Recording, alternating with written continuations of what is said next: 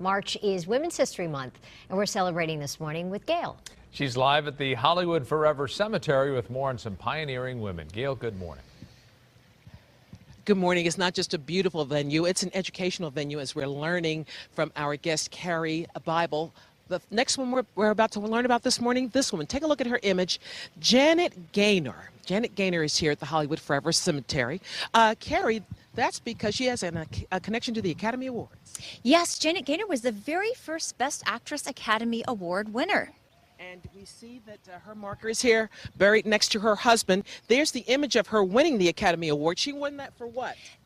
F.W. Murnau's Sunrise, Street Angel, and Seventh Heaven. It was the early years of the Academy Awards, so they didn't have all the structure and rules that they have today. Now, as we come up the hill here, here's the DeMille area. Now, we see this urn on the backside here, what I call the backside. That's the urn of this woman. Let us show you her image. Beatrice DeMille, Cecil B. DeMille's mother. Yes, Beatrice DeMille was a woman ahead of her time. She was a screenwriter, a playwright, and an agent. And her son Cecil DeMille cited her as his greatest creative influence. Behind every great man is what? A lot of great women. Boy, Mom set the groundwork, huh? She absolutely did. Really. And William DeMille, his brother, was also a talented filmmaker, too.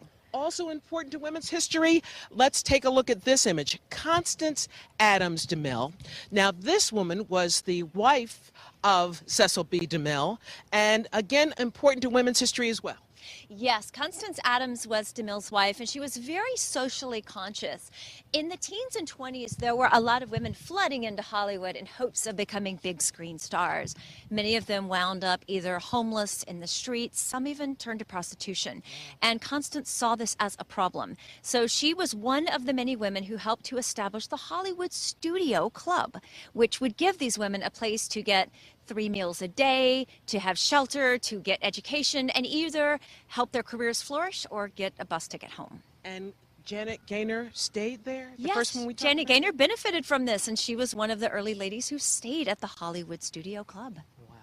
All right, here's how you can meet Karie and learn more about the women who are so important to Hollywood history here at the Hollywood Forever Cemetery. How do they contact you? They can go to my website, cemeterytour.com. All right, we're not done. More history, women's history, here at Hollywood Forever Cemetery. Fascinating. More next hour. It is, Gayle. Thank you so much for bringing us that this morning.